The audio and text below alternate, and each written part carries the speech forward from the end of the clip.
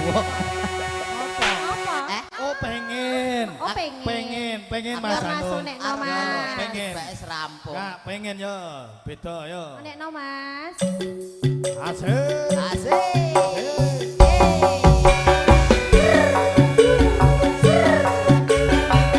Honda.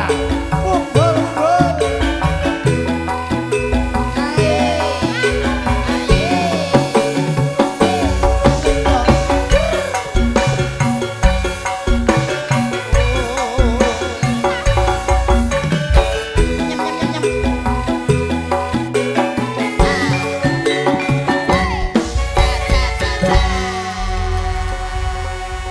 Ora padha to.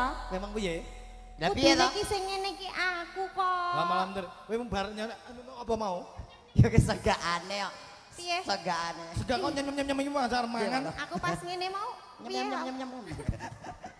Kok nyem padake ngemil permen ae kok rumah Masalah mbok nyor-nyorke. Wah, sowan Mas. Nggih. Serengan kadang-kadang bandar sotil. Bandar Sotil. BDS. BDS. Tak kira ki kepanjangane bedes. BDS Bedes ya kowe kuwi kok. bandar sotil. Sowan dalemipun Bapak Guntur ya, Mas. Leres. Nggih, menika mantu Nggih. Mbak Novi Ida Lestari dhaup kalian Mas Mamat Andi Sutrisno. Mugi dados warga sing sakinah mawaddah warahmah ya Mas. Amin. Tinggal pinaringan putra soleh lan solehah. Amin ya robbal alamin. Ngono, wong ya biasane nek manten anyar ki urung ngerti carane merawat anak ya Mas. Ya. Soale ya urung gawe, ya toh. Bener. Jenenge Dadi manten ki anyar kok. nek kaya aku karo sampean masuk ijo, Nun. ak dhewe ki lak ya wis omah-omah. Pun. Wis duwe anak ya dadi ya Ya. wis mudeng carane merawat anak ki piye. Iya. Dadi awake dhewe ki nyang kene ki ya ora mung nyanyi. Terus Dikeki apa Contoh. contoh.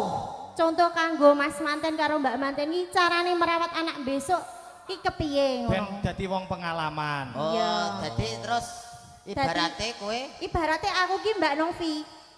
Masuk ijo ki Guntur. Iki Mas mbok iki Guntur. pake. lah aku Sampeyan Anake. sing anake. Iya ta? Paham? paham. Ngono lho. Pak, mbok, anak. Heeh. Aku perasa aku nek ra penak ngono. Malah penak, santai. Oke, Santai. aja Aku sok ora penak. berprasangka ngono kuwi. Penak. Royok wong loro iki. Ora lah. Iki goreng menehi contoh, Contoh. Pak. Ya.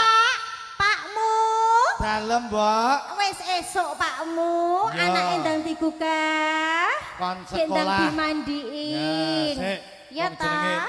arep adus yo nggo peralatan. Oh ngono ya, didusi sik. Amit nggih, Bu. Nyampil embere nggih, Bu. Nggih. Mandi dulu. Mandi dulu. Ya, mandi dulu ya, Le. Mandi. Jangkrik. Nah. Lah wong yo Mandi kene contoh kene kene. yo. Kene Pakmu. Iki teles nyok. Sik. Golek lap. Mandi. Totalitas kok sik. Nah, ayo Le. Sudah pagi waktunya mandi. Mandi, Bu. Iyalah, lah gantengnya anakku. Ibu. Piye sayang? Ami, Bu. Ah, Mami lho. Wedan. Suki corak cetok. Pak. Iki anakmu iki kok Iki anak. kok terus di Sorry.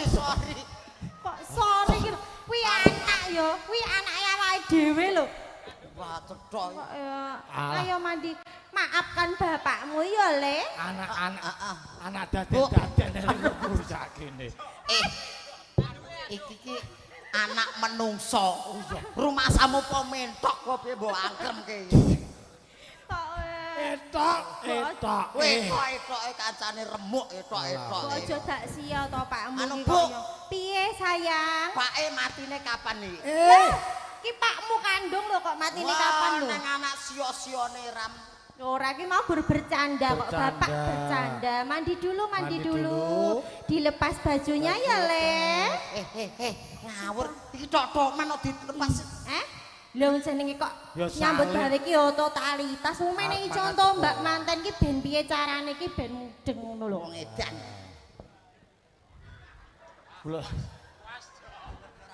Wow. Ana cah bayi kok metekol ki.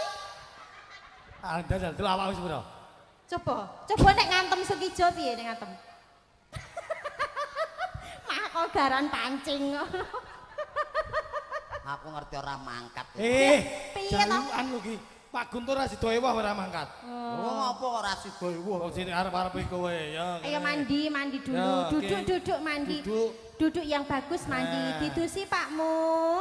Tak jipokne anduk Iya, sik. kuwi. iki lakon apa jane iki?